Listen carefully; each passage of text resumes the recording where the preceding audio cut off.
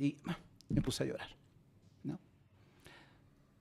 O sea, conecté con algo muy grande. Dije, esta es la vida.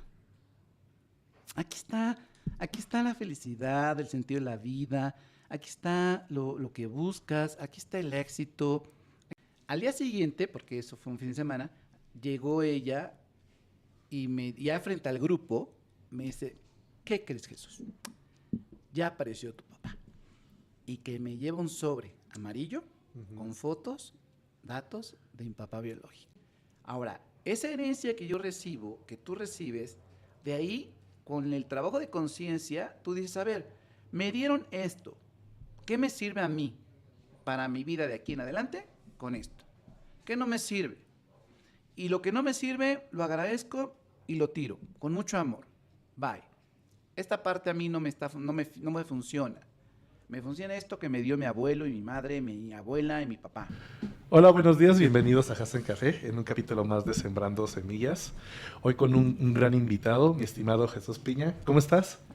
Muy bien, muy contento después de un viaje de allá de los rumbos de Coyoacán hasta acá, la hermana república de Valle Dorado, ¿no? Es por Sí, acá. en Tlalnepantla, sí. En un Correcto. cafecito que por eso está bastante rico. ¿Cómo se llama? Muchas gracias, ¿Sí, amigo. sí? ¿Hasen o Heisen? Hasen, que significa alma en mazateco. Mm. Entonces es un concepto pues sí, trabajado por mi hermano y por mí, en donde cuidamos mucho estas raíces como mexicanas, y la palabra conectaba muy bien con lo que queríamos, que es con esa alma del café. Ah, qué padre. Sí, eso es por ahí. ¿Cómo ves, amigo? Ah, excelente. Pues tú dices cómo sembramos esto. ¿Cómo sembramos semillas? Pues primero, Ujú. cuéntanos a qué te dedicas. Pues mira, básicamente tengo 3 actividades en mi vida. Eh, Psicoterapeuta, conferencista o creador de contenidos digitales y papá. Tengo 2 hijos, una jovencita de 25 años y un adolescente de 14, casi 15. En octubre 14 cumple ya los 15 años. Y la pongo como una parte de mi actividad principal porque sí consume mucho de mi energía, de mis recursos y de mi trabajo y mi entrega y de mi formación. Yo te diría que ser papá es una de las lecciones a las que yo vine a este mundo. Hoy te puedo afirmar que una de mis misiones de mi plan de vida fue vivir la paternidad y comenzar a vivirla desde la ausencia de la paternidad. Porque cuando yo era muy chiquito, mis papás se divorciaron. Entonces, yo tenía 3 años. No tenía yo conciencia mucho de ese momento, pero ya después, armando la historia, mis padres se divorcian, mi papá se va y después mi mamá se reencuentra con un exnovio con el cual pues era el amor de su vida y le pide matrimonio y le ofrece además adoptar a esos 2 niños, mi hermano y yo, Okay. como suyos. Entonces, yo tengo 3 papás, mi mamá, mi papá adoptivo y mi papá biológico. Ahora, yo crecí toda mi infancia con la idea de que Enrique Piña era mi papá biológico, cuando a los 12 años, en plena entrada de la adolescencia, toma, me entero, me descubro papeles, cosas que yo decía, porque esto no checa, y ya con la conciencia de un jovencito me di cuenta de que era yo adoptado legalmente del lado de papá. Me enojé muchísimo, mucho, mucho, mucho, odié al mundo, odié a mis padres, odié a todo lo que se me ponía cerca, y todo ese resentimiento adolescente lo estuve convirtiendo al principio en una autoagresión, un autocastigo, sobre todo en la secundaria. Y antes yo hablaba de la secundaria como una etapa donde decía, a mí me bulleaban. En aquel tiempo le decíamos agárrate barquito, ¿no? Agárrate bajada, agárrate de trapeador, pero bueno, hoy le llaman bullying. Entonces fue una etapa que al principio tenía yo muy, muy dolida, muy dañada, la veía como la peor de mi vida. Hoy, después de mucho trabajo y de resignificación de la historia, de reconstruir la historia, he encontrado que es una etapa muy bella esa, con momentos muy, muy, muy padres, muy significativos, muy amorosos. Digamos que un mensaje que ahorita yo me nace decir es que cuando tú revisas tu historia, la haces a partir de un filtro que ya te hiciste, una plantilla. Una plantilla que tiene sus puntos de luz y de sombra, sus momentos agradables y desagradables, y donde ya está sesgada la información. Pero cuando tú empiezas a hacer arqueología del amor y a reconstruir esa historia y a empezar a buscar nueva información, llegan nuevos hallazgos. De tal manera que dices, oye, no estaba tan mal, al contrario, ¿no? Oye, ¿qué es arqueología del amor? Es una expresión muy desde la mirada de las constelaciones familiares. Okay. La palabra arqueología es ir hacia atrás, ir al pasado, al arjé, a lo que viene, de donde vienes tú. Y del amor, porque al final el amor se expresa de muchas maneras, incluyendo el dolor. Un acto de amor puede ser algo que desde afuera parezca o sea agresivo, violento, duro, triste, molesto, iracundo. O sea, el amor tiene muchas maneras de manifestarse. El problema no está en el amor en sí, sino en cuál es el canal y el orden donde tú permites que ese amor se exprese. Para dar una analogía, el amor es como el agua. Si no tiene un cauce, se desborda y te inunda, y te mata, te destruye. Cuando dicen amar te duele, sí, si no hay un orden, si no hay un cauce. Entonces, el orden es el camino por el que fluye el amor. Cuando hay un orden sano, entonces el amor fluye sanamente. El amor no es ni bueno ni malo. De hecho, es un alimento, es necesario, es como el agua. Okay. El amor es necesario, es fundamental para estar vivo, para darle sentido a lo que haces. El amor es materia prima del universo. Entonces, cuando hablamos de arqueología del amor, me refiero a ir hacia atrás, a cómo se fue construyendo la historia de tu propia vida. Y desde ahí darle un sentido que te sirva hoy. Al final no hay una historia única, no existe la historia. Existen las interpretaciones que haces de un hecho, de eventos, y cómo los codificas, cómo los integras, cómo los haces parte de tu vida. Yo puedo decirte que bendigo a ese papá que un día se fue, porque el tamaño del terapeuta es el tamaño de la herida. Entonces, yo entré al mundo de la sanación, de la terapia, de la psicología, incluso de cambiar al mundo, por esa búsqueda de sentido y esa búsqueda de mi papá. Hoy, con la conciencia que tengo, ya como un hombre adulto, puedo decirte que mi búsqueda de niño, de querer ser, cuando era yo niño, quería ser presidente de la República. Uh-huh. Cuando era yo niño, quería cambiar al mundo. Quería ser un revolucionario. Quería que toda la gente pobre dejara de serlo. Yo tenía muchos sueños de un niño y de un joven que querían construir una sociedad de hombres y mujeres libres, desde una mirada muy marxiana, o sea, muy de Carlos Marx. Aunque al principio mi búsqueda de papá, de esa fuerza, la encontré en un líder político muy, muy, muy poderoso, muy vigente todavía hasta la fecha. Yo quedé fascinado de Adolfo Hitler. A mí me encantaba, o sea, en la secundaria, y esta escena la recuerdo muy bien, yo tenía 11 años, mi abuelita vivía con nosotros, mi abuelita materna, mi abuelita Elvira, y ella cuando llegó con muchos libros. Y entonces, un día en ese librero, yo estaba curioseando los títulos y me encontré un tabique, así como de 900 páginas, muy viejo el libro, era como de los años 40, 50, que se llamaba Derrota Mundial. Y lo escribió un señor de apellido Borrego, Salvador Borrego. Uh-huh. Yo empecé a hojearlo. Primero me llamaron la atención las imágenes de la Segunda Guerra Mundial. Después empecé a leerlo y me atrapó.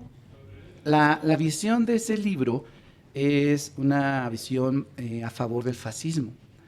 Una exaltación de Adolfo Hitler y en la lógica de que Hitler había venido a salvar al mundo de un complot, ¿no? Especialmente del mundo judío. Entonces, cuando yo leí ese libro, la figura de Hitler me atrapó. hoy lo puedo ver como una figura fuerte, poderosa, de autoridad, de liderazgo, que es lo que buscas en un papá. Y yo no tenía a mi papá. Entonces lo proyecté ahí. Ahora, hay muchos adolescentes que lo proyectan en un artista, en un cantante, en un actor, en un futbolista, en un deportista. Messi, Ronaldinho. Yo lo proyecté en una figura política. Hoy con la formación que tengo en constelaciones familiares, te puedo decir que las carreras que escogemos o las profesiones y actividades a las que nos dedicamos están vinculadas a un trabajo personal que tú buscas resolver y sanar a través de tu actividad. Carpintero, plomero, un oficinista, comunicólogo, periodista, médico, abogado, todos a través de nuestras carreras o profesiones estamos buscando, además de ganarnos la vida, de ganarte el ingreso, sanar temas no resueltos en nuestra historia personal. Eso es de cajón. Vamos a dejarlo un poquito ahí, porque si no voy sumando preguntas. Entonces me quiero, antes de que se me vayan yendo, regresar a unas que tengo por ahí. Va. Mencionaste que tuviste 3 papás, pero creo que es bien importante el que nos comentes ventajas y desventajas de esto, cómo lo ves desde niño, ¿no? Y luego me gustaría también irnos una vez terminando esto, con la historia de 12 años, cuando tú descubriste eso, porque creo que también eso es fundamental ahí, mencionar ahí esta parte. Pero primero sería esa parte. ¿Qué ventajas y desventajas te dieron tú a los 3 años tener esta parte de que tenías primero tu papá, se va, luego llega la persona que te adopta, que sería un segundo papá, pero en ese inter tu mamá también funge como papá? Sí, bueno, yo te diría que cuando hoy digo tengo 3 papás, lo digo con plena conciencia y con convicción. Porque hay un papá que aporta el esperma, un papá que incluso vivió con nosotros durante 3 años. Yo hoy tengo recuerdos de bebé y de niño pequeño con mi papá biológico. Y de hecho me reencontré con él ya muchos años después. Esa es otra historia bastante de película, porque me reencuentro con él 35 años después, cuando él, viviendo en Los Ángeles, California, yo lo busqué, pero yo no sabía dónde estaba. De hecho, la forma en que lo encontré fue una manera que yo le llamaría fue milagrosa, en el sentido de algo que es inesperado, de una manera donde, les digo brevemente la anécdota, yo además de psicólogo, también soy astrólogo y tarotista. Entonces, acabo de comprarme un tarot, te estoy hablando del año 2003, entonces lo estaba poniendo en la mesa para acomodarlo, ordenarlo, y viendo las cartas me llega una imagen con un mensaje que dice, yo no sabía nada de mi papá, ni siquiera dónde vivía, nada. ¿Tenías previamente la intención de buscarlo? No, yo sabía que me iba a reencontrar con él. Yo ya era constelador familiar, entonces yo sabía que ese momento se iba a dar y que la vida me diría cuándo. Y ese día, ese lunes, esa noche, en esa imagen, el mensaje fue, te vas a reencontrar con tu papá, no tienes que hacer nada, solo esperar. Como telegrama. Ok.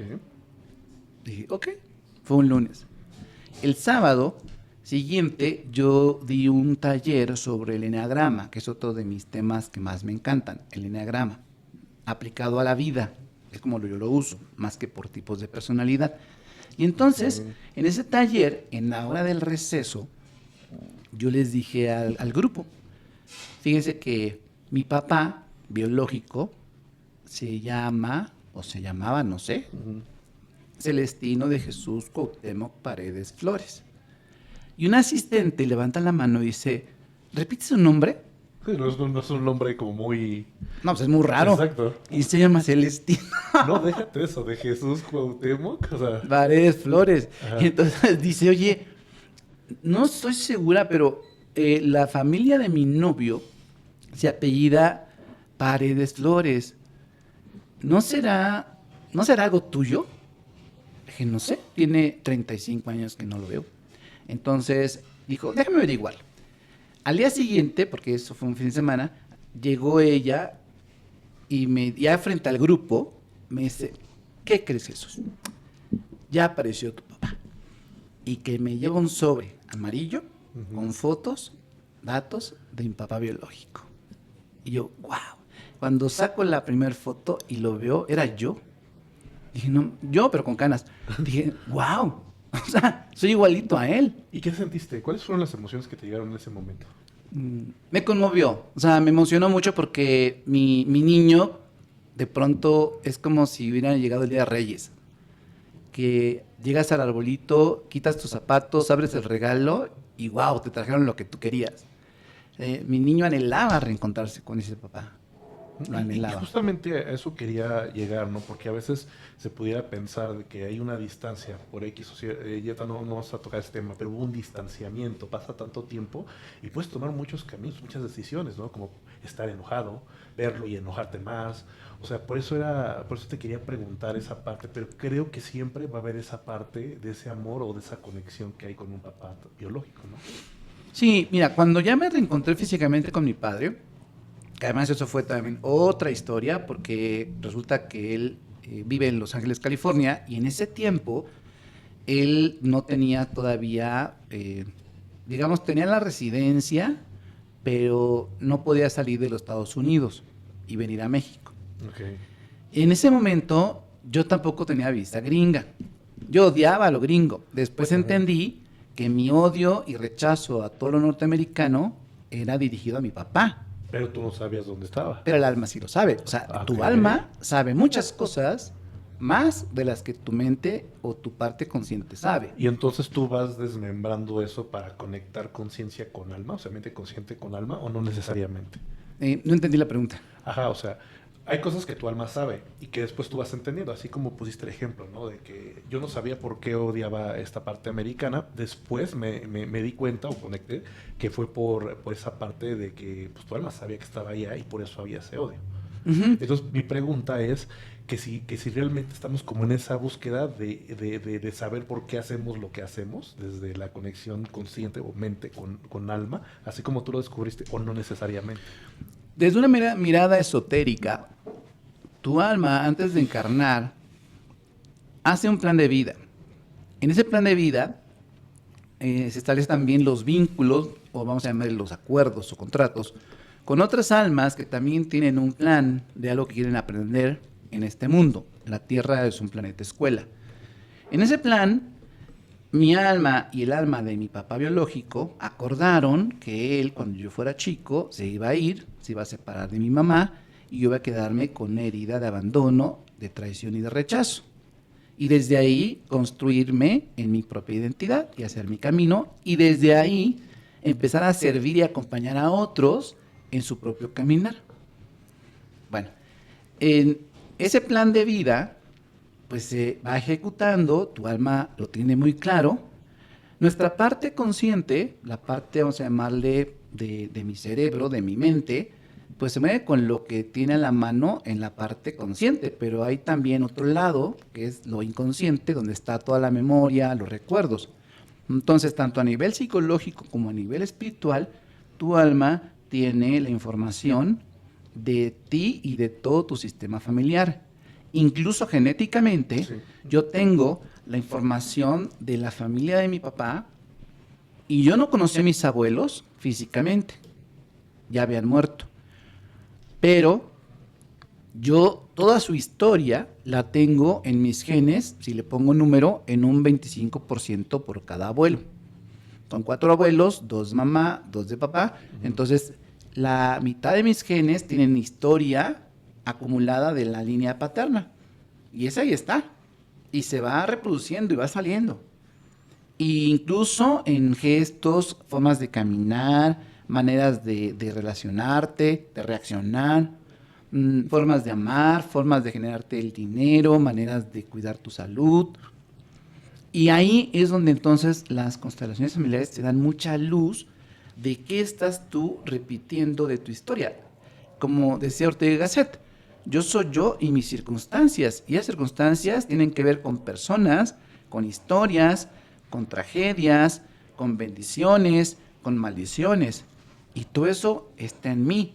Ahora, esa herencia que yo recibo, que tú recibes, de ahí con el trabajo de conciencia, tú dices, a ver, me dieron esto, ¿qué me sirve a mí para mi vida de aquí en adelante con esto?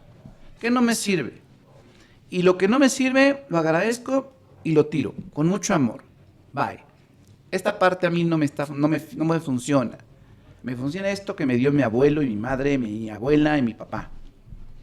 Entonces, aterrizando con el tema de mi papá, de ese momento en el que yo saqué la fotografía y me sorprendí, cuando vi la dirección, dije, problema, o sea, no tengo visa, él no puede venir para acá, bueno, no sabía yo eso, después me enteré.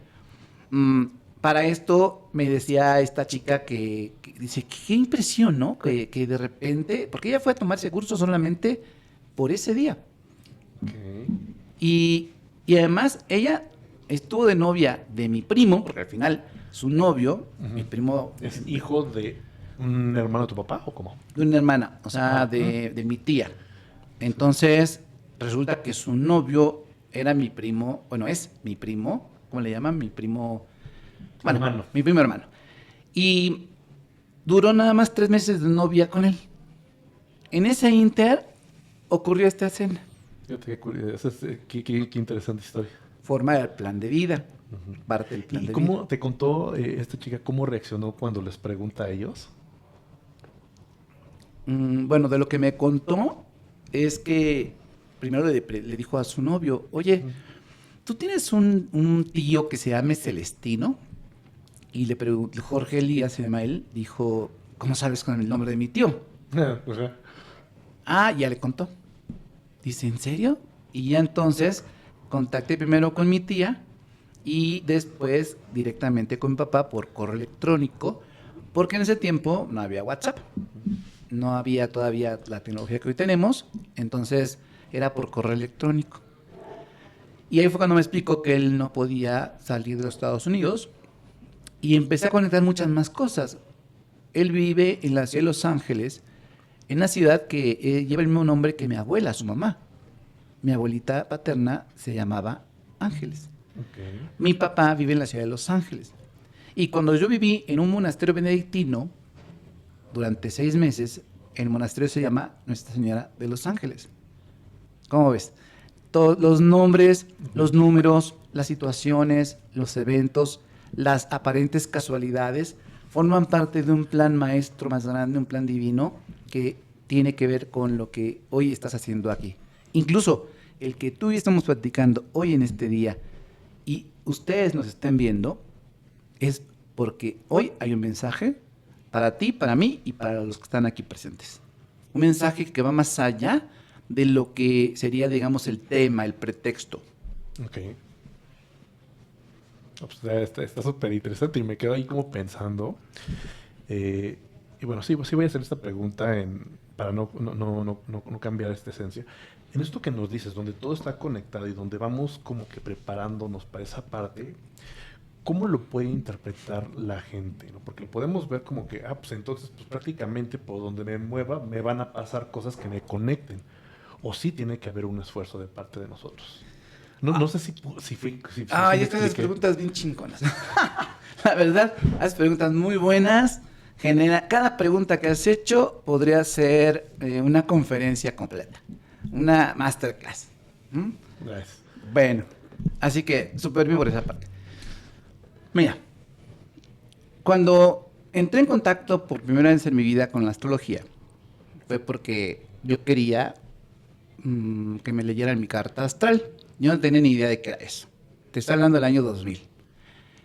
El astrólogo que me recomendaron, que era uno de los mejores que había en México en ese momento, Jesús Sandoval, cuando llegué con él, me dijo, tocayo, porque me llamo Jesús Piña. Ya me empezó a dar toda la interpretación de mi carta. Lo primero que me dijo fue, tú deberías estar muerto y estás vivo. Wow. Felicidades. Yo, ok. ¿Y no le preguntaste Sí, cómo? me dice, es que tú tienes a Plutón y a Urano, los tienes en la casa 12, en el signo de Leo, y eso significa muerte y tragedia. Y yo, ok, ¿no?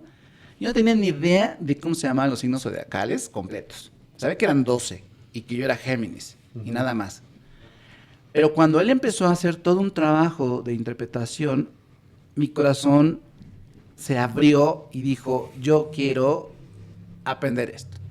Al final le dije, enséñame. Entonces, esto te lo cuento por tu pregunta. Un día me dice, le pregunto más bien, oye Jesús, la carta natal, pues, es tu plan de toda tu vida, desde que naces hasta que mueres. ¿Se puede cambiar? ¿Puedo cambiar las circunstancias?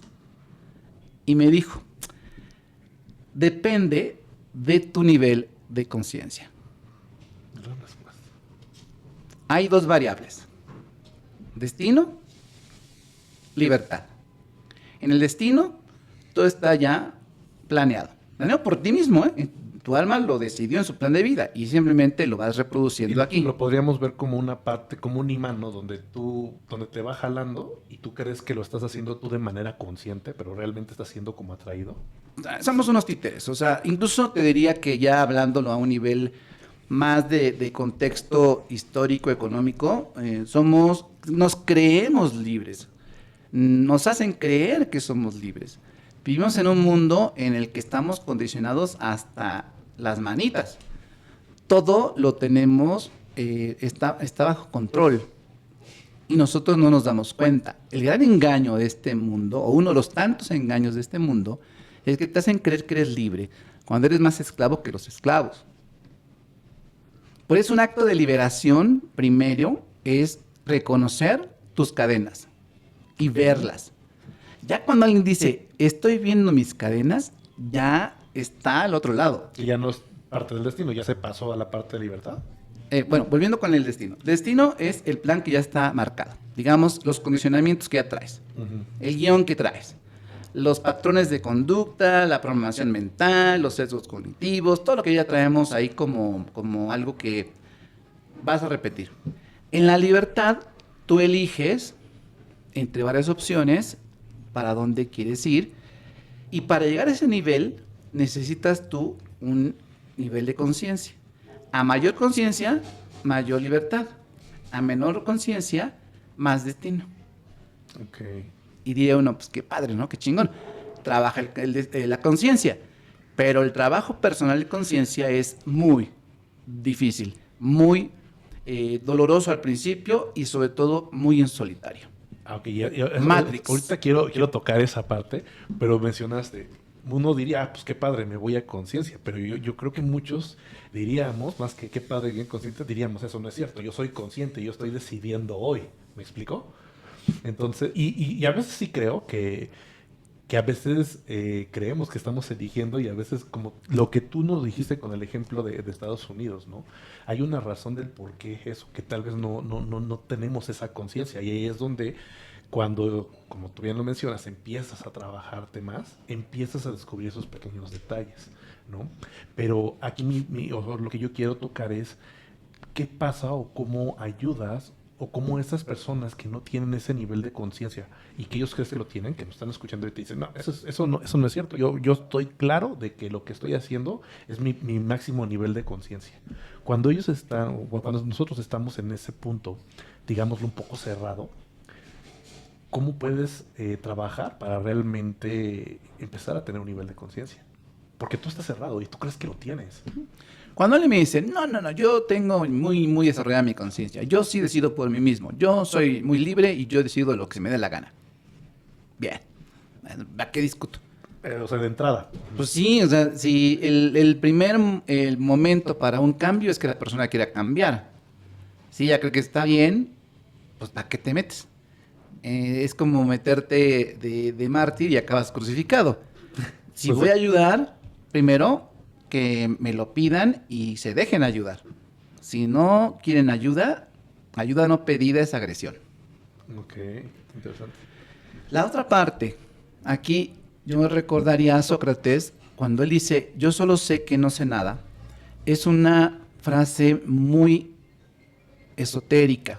Significa que tengo la conciencia de que mi conciencia es muy pequeña con respecto a lo que me falta por descubrir y saber, pero saber no como información, sino saber como sabiduría. Una cosa es tener información y otra es vivir el conocimiento, vivir la información, convertirla en tu vida.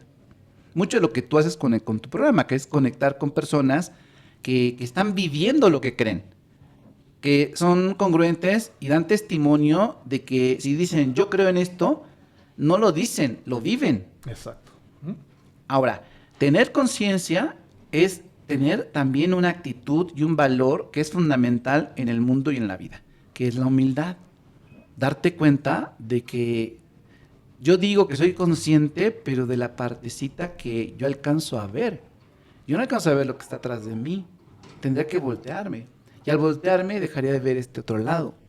Entonces, la conciencia es una elección muy valiente de personas que han decidido despertar o las despertaron, porque a veces también el mensaje de la vida es, pues ahí te va, ¿no?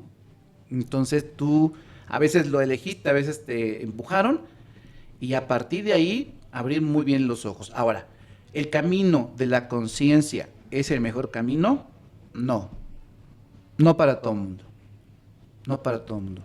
Ahí yo te diría que más bien es dónde encuentras tú tu paz, dónde te sientes bien tú. Habrá personas que digan, ¿sabes qué? Mira, un ejemplo muy sencillito. Habrá personas que digan, mira, yo con que tenga mi empleo, gano cada 15 días la misma cantidad de dinero, poquito, pero fluye, constante. Tengo mi hora de trabajo, me llevo mi lunch, mi comidita, tengo el fin de semana para estar con mi familia. Yo estoy bien así. No me metas rollos de emprendimiento y de vamos a ser excelentes. Y que se vale, ¿eh?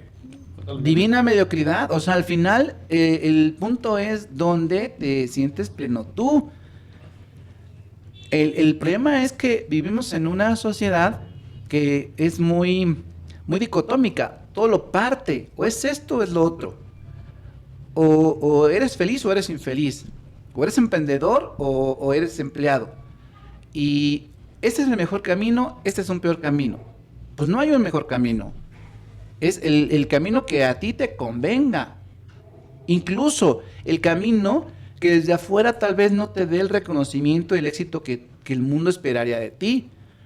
Antes de los 30 años, yo quería cambiar el mundo, yo quería ser famoso, yo quería tener millones de seguidores, yo quería llegar a muchísima gente, yo quería, así como de, ya llegó su líder que los va a llevar a la felicidad.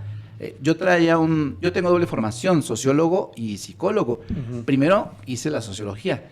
Yo soñaba con un movimiento de liberación nacional.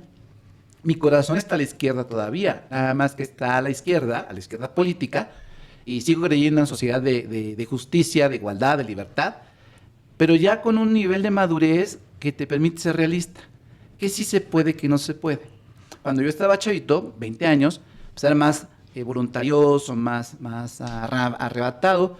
Hoy la misma vida y sobre todo mis hijos me han enseñado a poner los pies en la tierra.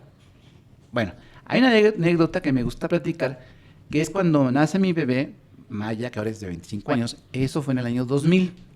Ahí, por el 2001 está haciendo la maestría en Sociología del Desarrollo Humano. Y entonces trataba de hacer mi tesis y mi hija tenía meses de nacida. Entonces había que darle de comer. Yo trabajaba en el escritorio y cuando lloraba, yo me enojaba. Decía, ay, ¿por qué chingos tiene que llorar a esta hora? Estoy pensando en algo maravilloso para el mundo. Esta tesis va a impactar en millones. Estoy haciendo algo grandioso para la humanidad. Y esta bebé se pone a llorar porque tiene hambre. Traía yo ese darle a comer a una bebé es una estupidez. O sea, eso lo hace cualquiera. Uh-huh. Eso no cambia el mundo. Esto, la tesis acerca del futuro de la Iglesia Católica en el mundo, esto sí va a cambiar. Me paraba molesto, iba a la cuna con ella, la cargaba, uh-huh. Le preparaba a su mamilia, se la daba así como de apúrale, ¿no? Tómate la leche. Terminaba de su mamilita, la hacía repetir, y así como, apúrale, duérmete rápido. Y en una ocasión, no se dormía. Se puso a llorar. Y yo estaba realmente estresado porque tenía que hacer una entrega al día siguiente de un capítulo que para mí era de los más importantes, acerca de la fenomenología de lo sagrado. Fíjate nada más el nombre, la fenomenología de lo sagrado. Ujú. Y acá tenía a mi hija Maya llorando después de comer. Entonces, la tenía en los brazos, la vi llorando, vi sus ojos y me puse a llorar, ¿no? O sea, conecté con algo muy grande. Dije, esta es la vida. Aquí está la felicidad, el sentido de la vida, aquí está lo que buscas, aquí está el éxito, aquí está realmente lo que vale. ¿Mm? Si uso una expresión bíblica, mi hija en ese momento empezó a derretir mi corazón de piedra y lo convirtió en un corazón de carne. A partir de ahí empezó a cambiar toda mi visión del mundo, de mí mismo, de la misión y del éxito. Y sí, te puedo checar mis números de seguidores, mis ingresos y egresos, los títulos y certificados y constancias que me han dado, pero es solo parte de un archivo. Me dice una vez mi hijo, papá, si tú pegas tus diplomas y constancias en una pared, ¿cuántas paredes te llevarías? Le diría, pues un edificio. Pero la constancia más importante no está ahí. Porque me decía, ¿por qué los guardas? Yo, porque mi constancia, mi certificado más grande eres tú y es tu hermana. Ese es mi éxito. Ahora, es mi éxito porque yo lo elegí, ¿eh? No significa que a los demás hombres o mujeres su éxito sean sus hijos.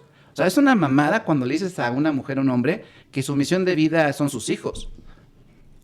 Habrá gente que sí y habrá gente que no. O sea, no es para todos. Ni todas las mujeres nacieron para ser mamá, ni todas nacieron para casarse. Igual los hombres.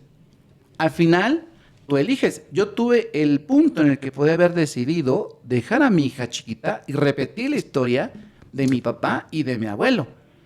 Porque cuando mi hija, igual que yo, cuando yo cumplí 3 años, mis papás se divorciaron. Cuando mi hija cumplió 3 años, nos divorciamos su mamá y yo. Y fue un momento muy delicado porque yo ya era acostador familiar y entonces dije, no manches, estás repitiendo la historia de tu padre y de tu abuelo y de tu bisabuelo. Mi bisabuelo murió quemado en un incendio cuando mi abuelo tenía 3 años. Mi abuelo se separa de mi abuela. No tenía que ser realmente necesariamente una separación de divorcio. O sea, sí, Es una pérdida. o sea, es lo que voy. Porque cuando lo mencionabas, yo me iba, pues se separaron siempre a los 3 años, pero no. O sea, la historia de tu bisabuelo fue diferente. Pues él falleció, pero fue a esa edad, cuando tenía 3. Y mi abuelo lo vivió como una separación. Claro. Y como un duelo. Ujú.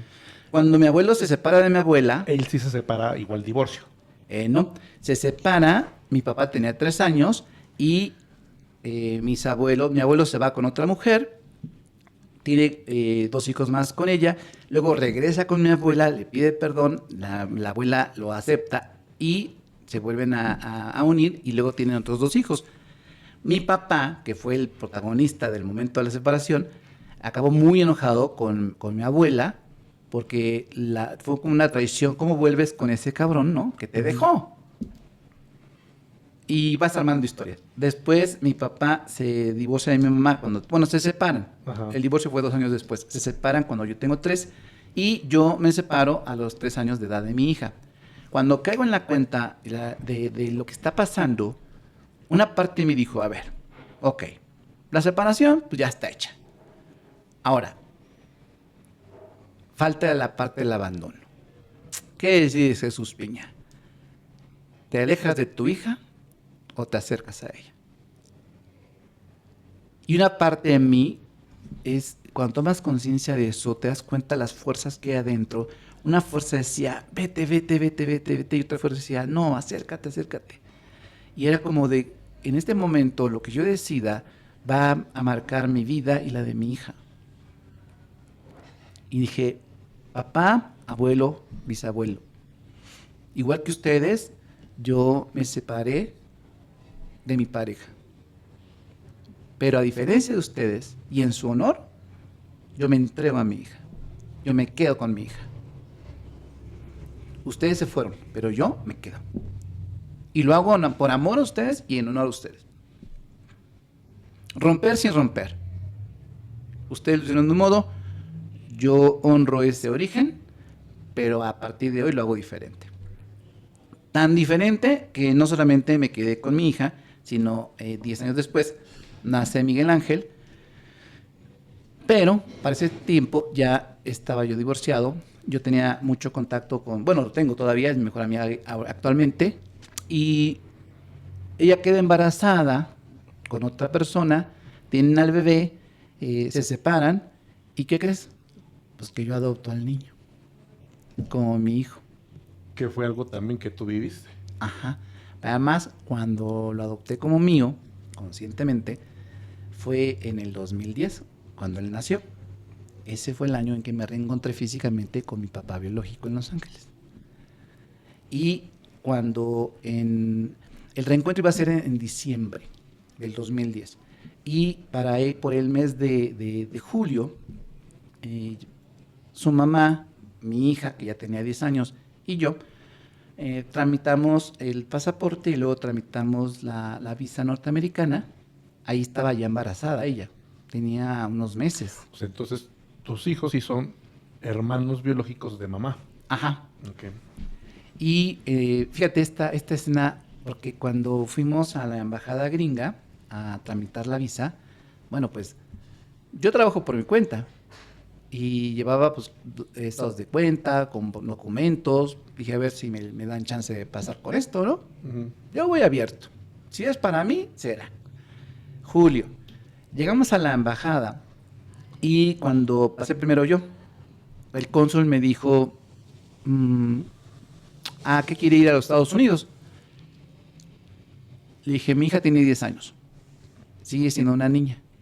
Y yo quiero que conozca Disney en Los Ángeles, el parque original, siendo niña. Porque yo no conocí Disney siendo niño. Y quiero que mi hija viva la experiencia mágica de Disneylandia. ¿A qué se dedica? No, pues soy psicólogo y también soy maestro en la Ibero, bla, bla. ¿Y su hija? No, pues ella está estudiando en escuela privada de monjas en el Instituto Miguel Ángel, está en el kinder, no, perdón, tenía 10 años y va en la primaria. Y su mamá es antropóloga física molecular, trabaja en la parte de la antropología física y en la ENA. Fue una entrevista como de 3-4 minutos. Me miró a mi hija y a su mamá y dijo, ok, tienen la visa por 10 años, los tres, ya no tiene que pasar la niña ni la mamá. Síguese. Pa. Así. No me revisó ni un documento. Ni uno. Dicen por ahí que ellos te revisan todo. Antes. Chance. En ese momento me dijo, vayas a Disney. Ahora, en ese momento la mamá estaba embarazada. Tenía unos meses de nacida. De embarazo. La fecha de diciembre iba a ser cuando el bebé ya había nacido y tendría 2 meses de nacido. Habíamos pensado que se quedaran los abuelitos, los papás de ella, con el bebé en los días que íbamos allá a Los Ángeles. Pero cuando nació en octubre Miguel Ángel, a su mamá, ella sintió como que muy feo dejar de ir con él 15 días y ya quería renunciar al viaje. Uh-huh. Mi hija se puso triste porque quería que fuéramos los dos, ya divorciados, ¿eh? Y entonces, pues yo dije, pues que vaya también el bebé.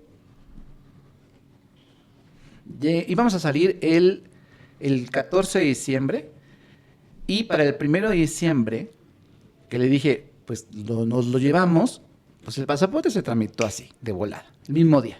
Uh-huh. Pero ahora faltaba la visa.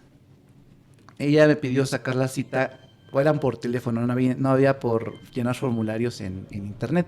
Era por teléfono, y cuando pedí la cita, a ver si nos la daban pronto, me dijo el tipito del teléfono. Pues mire, la única fecha que le tengo para el trámite de la visa de ese bebé es mañana a las 9 de la mañana. De un jueves al viernes. Así salió la cita de la visa. Magia. Se la dieron, a la semana siguiente le llegó la visa llegaba antes por mensajería a tu casa, y resulta que cuando hablo a la agencia les digo, oigan, ¿qué tengo que hacer para agregar un bebé? Me dijo la de la agencia, oye, ¿por qué no me dijiste antes? Digo, porque no existía el bebé, tiene 2 meses de nacido, ya pagué una diferencia ahí para que fuera el bebé. Ya vamos a Los Ángeles, California. Salimos un 14 de diciembre, pisé esas tierras. Hoy te diría que no rechazo, no detesto a los Estados Unidos, lo veo como una tierra más donde hay gente que vive su vida y con sus historias de amor y desamor, y fue el reencuentro con él. Así que, como se van dando cuenta, el lugar del papá en la historia de Jesús Piña, la paternidad, es como un sello de identidad. Pero ahora viene la otra parte, la parte terapéutica. Todo eso ha permitido que hoy me dedique a acompañar a otras personas a resolver sus temas de vida, pero sobre todo, como lo pongo yo en mis redes, ayudarte a ver tu propia luz. Tú eres luz para el mundo, nada más que hay muchas capitas. Hay que quitarlas para que esa luz que tú eres permita a los otros también brillar y la compartas como una vela. Una vela, cuando comparte, no se pierde, se multiplica. Una vela, cuando enciende otra vela, en lugar de que disminuya, crece.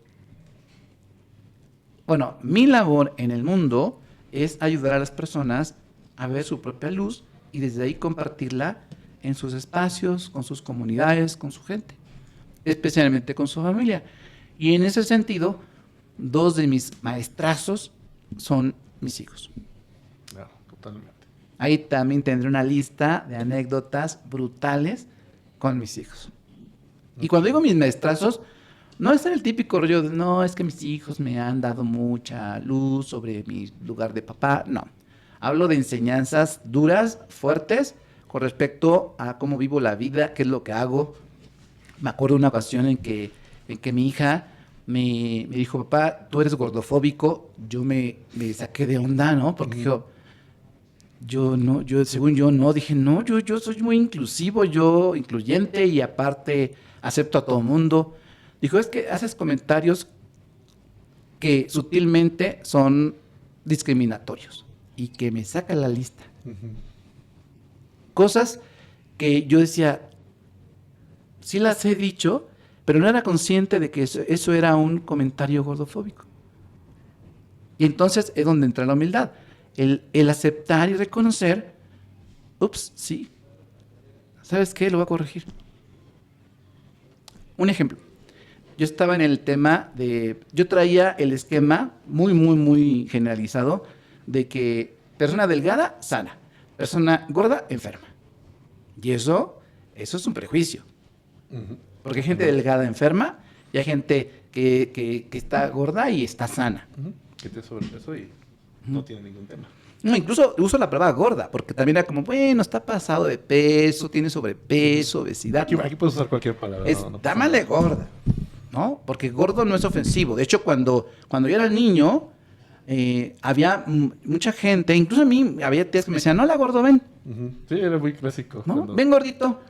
Era una palabra de cariño, no era una palabra ofensiva ni agresiva.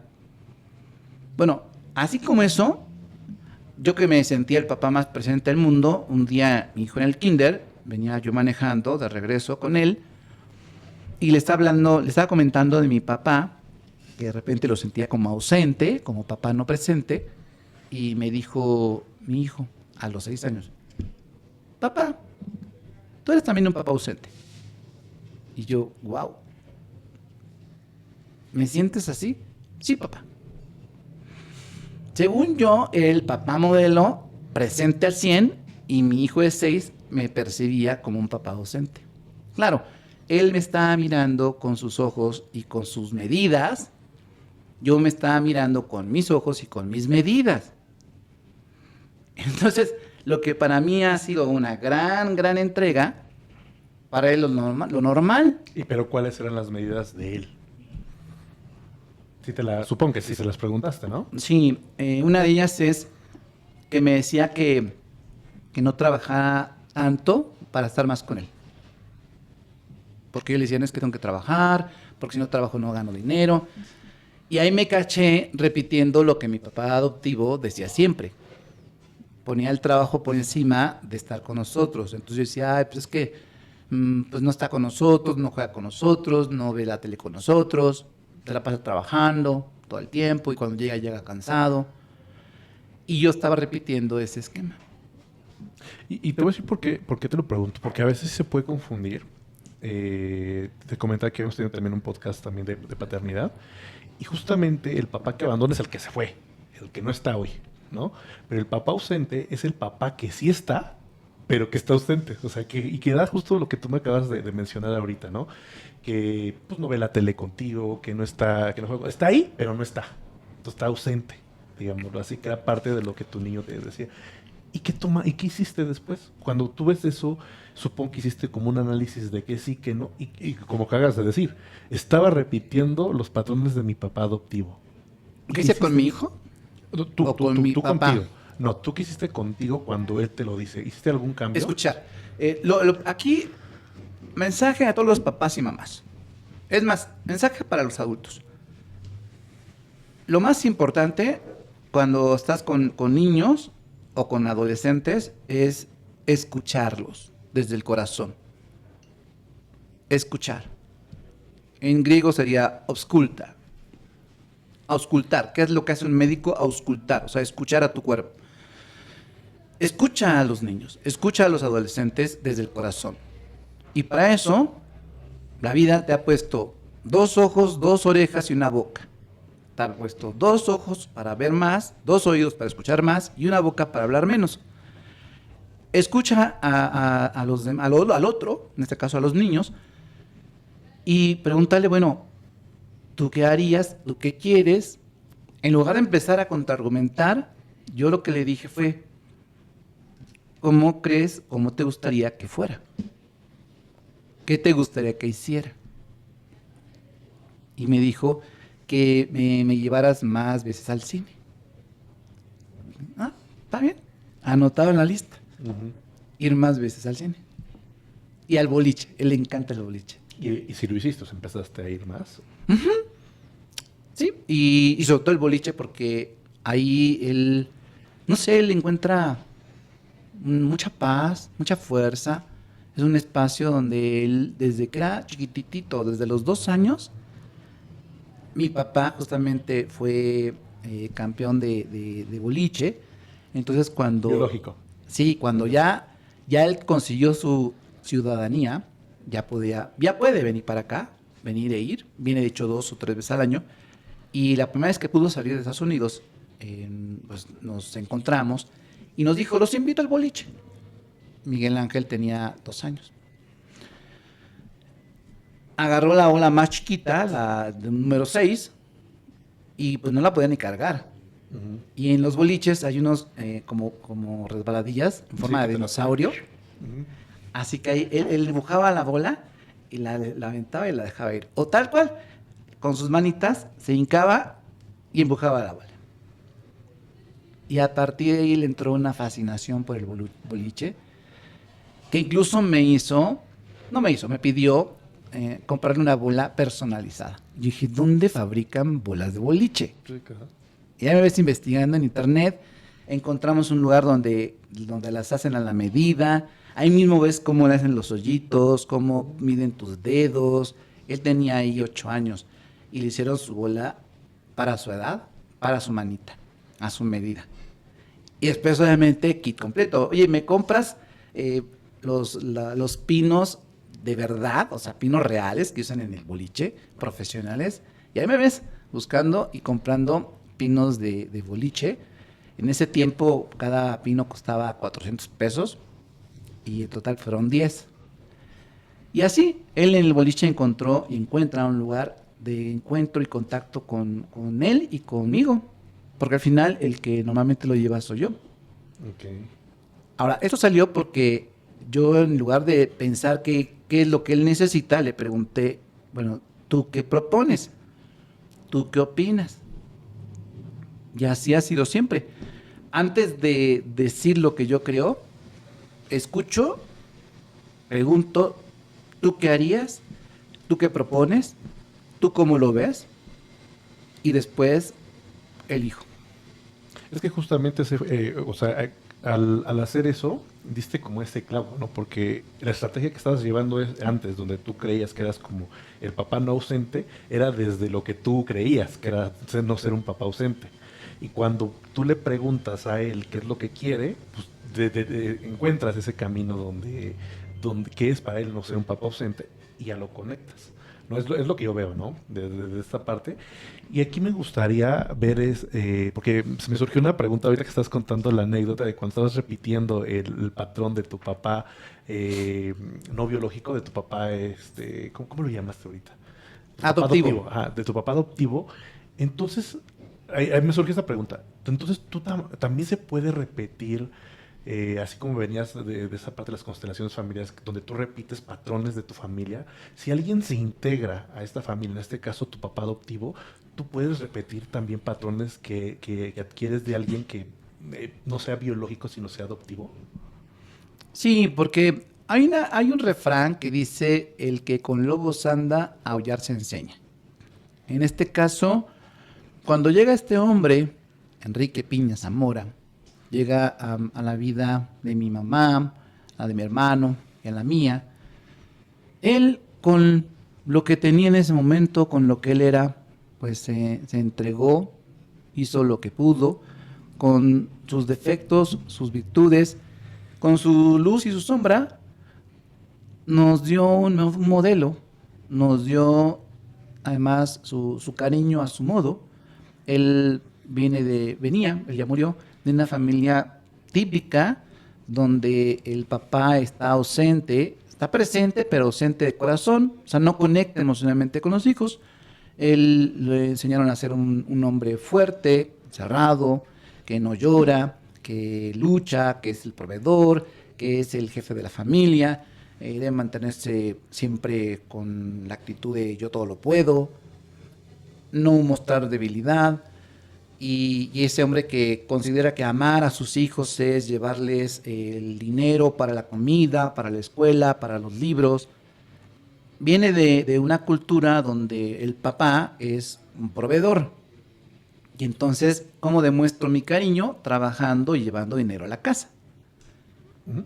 Totalmente. O sea, y ahí tú mencionabas, en uno de los reels que vi, la parte, o sea, lo que tú aprendes de la mamá, o sea, esa parte como de la abundancia, y la parte del papá que es como a vivir la vida, que sería como tomar un rol de proveedor justamente. O sea, no está tan desvinculado, ¿no? Ahí me gustaría como que profundizar eso. No sé si es la pregunta correcta, ¿no? ¿Qué tú te llevas? Y lo quería conectar con lo que te decía de las constelaciones familiares. Porque es esta parte de la mamá y el papá son importantes en el tema de las constelaciones, ¿no? Sí, hoy me he centrado mucho en la parte de la paternidad, Okay. en el papá biológico, en el papá adoptivo. Esto no funciona sin la otra parte, la de la mamá, que también hay una larga historia hay que extraer de la mamá y de todas las mujeres de mi clan de ese lado. La mamá y el papá, si los imaginamos como tus pies, el pie derecho representa a tu papá y el pie izquierdo representa a tu mamá. Para caminar necesitas los dos pies. Y necesitas que tu caminar sea armónico, sincrónico. Un pie, el otro, un pie, el otro. Y caminan a la misma frecuencia, a la misma velocidad, a la misma intensidad. No va uno más rápido que el otro. Bueno, en la vida, el equilibrio entre la fuerza que viene de tu padre y la fuerza que viene de tu madre te permite caminar de manera fluida en este subir la montaña de esta vida. ¿Qué te quiero decir? No puedes quedarte solamente con un lado, hay que integrar los dos. Pero cada lado tiene sus peculiaridades. De cada lado aprendes y tomas. Mamá, aunque hubo temporadas en las que aunque era una mamá que estaba ahí, estaba ausente. Hoy entiendo a mi mamá de una manera muy compasiva, muy amorosa. Compasiva entiendo como acompañar a alguien en su vida. Eso significa compasión, acompañar a alguien. Y entiendo que cuando yo tenía 3 años, mi mamá, una mujer muy joven en ese momento, estaba pasando por 3 duelos muy dolorosos.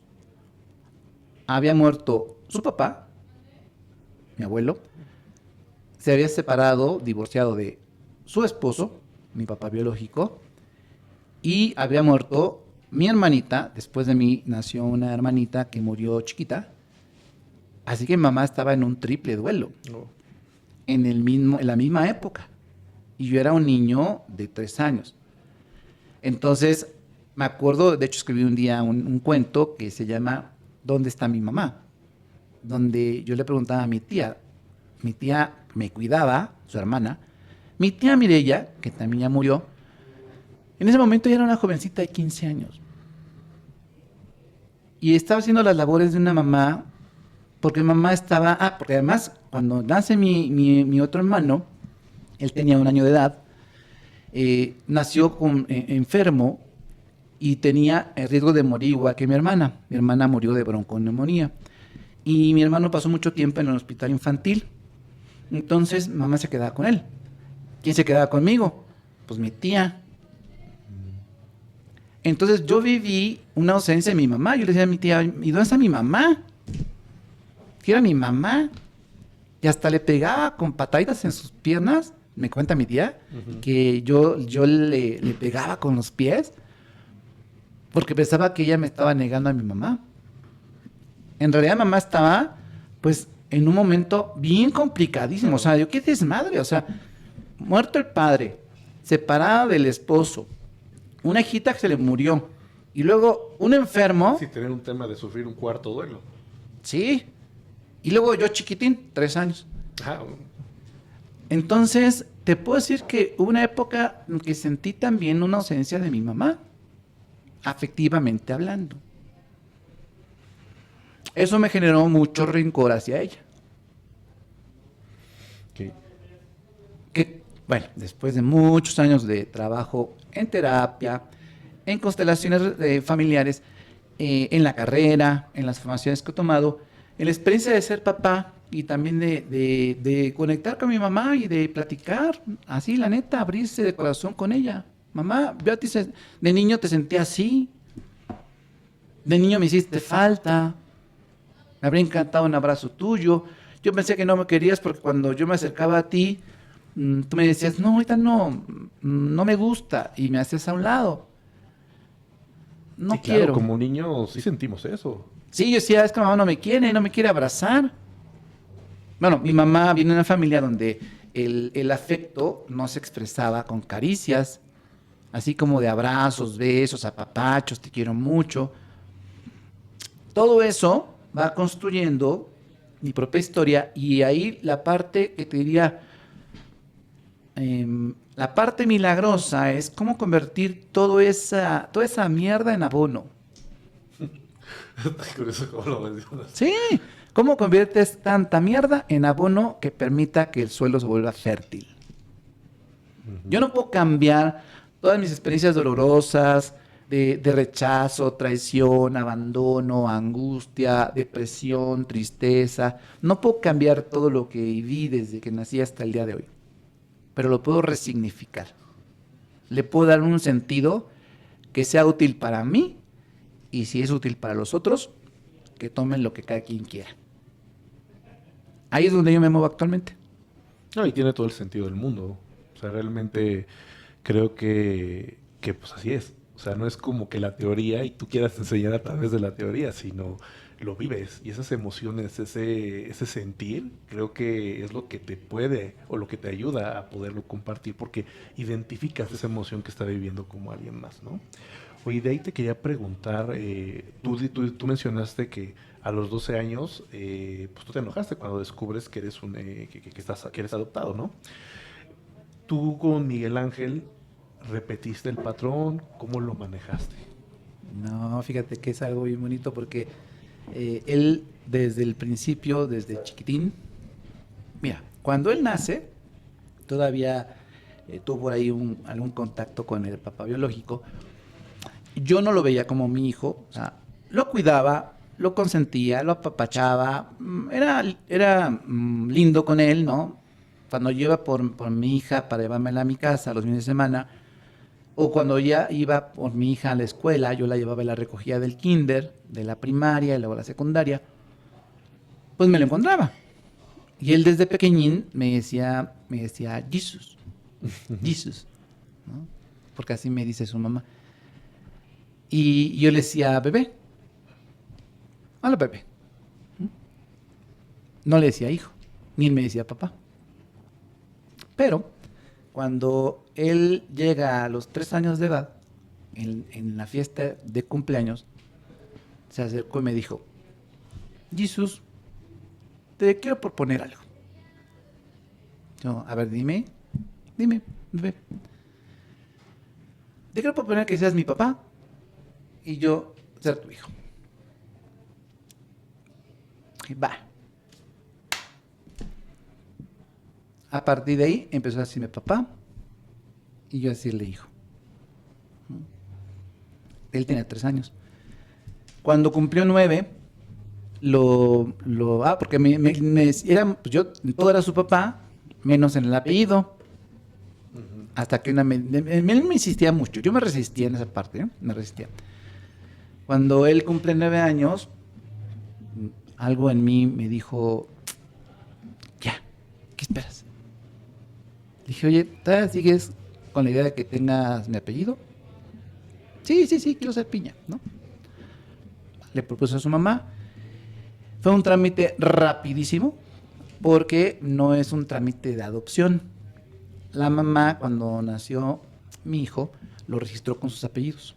Por lo tanto, llevaba los apellidos de ella. Okay. Entonces, más que un trámite de adopción, fue un trámite de paternidad. No me acuerdo del nombre legal, pero es reconocimiento de paternidad. Okay. En el registro civil, casi como que la chica que nos atendió dijo, bueno, ya el cabrón aceptó que es su hijo, ¿no? Uh-huh. Sí, pues ya.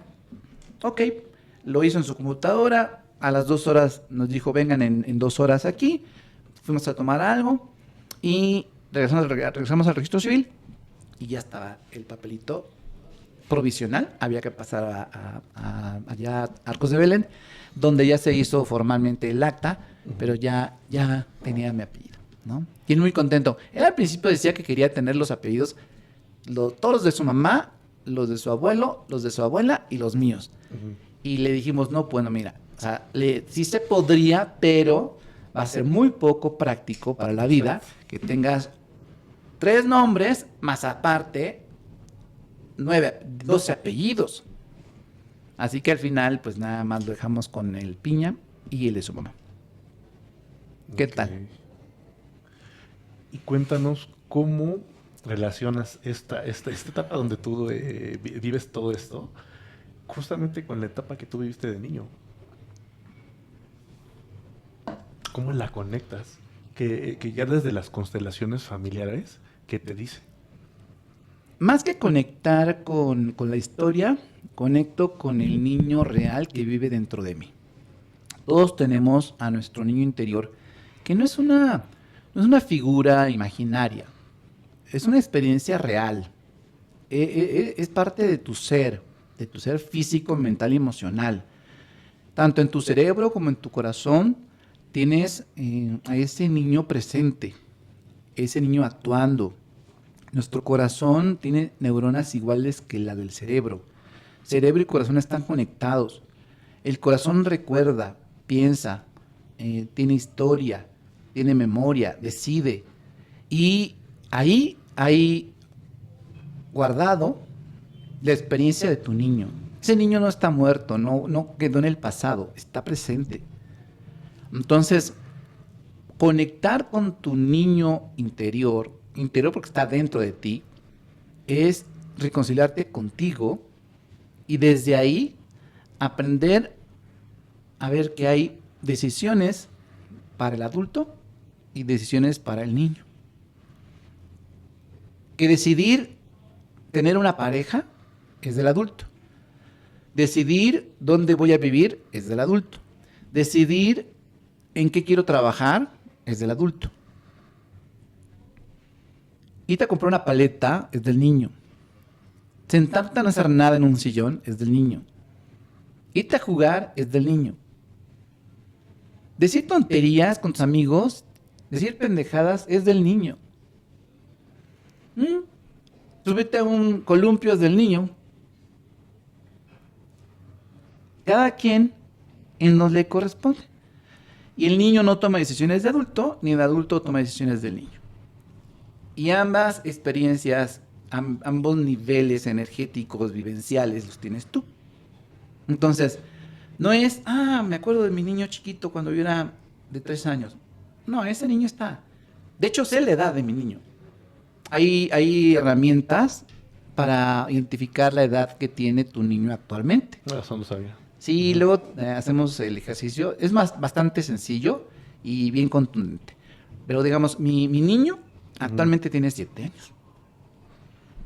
Y así tiene desde hace ya un chorro, ¿eh? O sea, al final, la evolución de tu niño es diferente a la evolución biológica del adulto. Pero sí tiene una evolución. O nunca deja de ser como sube y baja. Es que la evolución del niño no es lineal ascendente. No es que el niño vaya a tener después 8 años y luego tenga 9 años. Esa es una visión muy lineal. Uh-huh.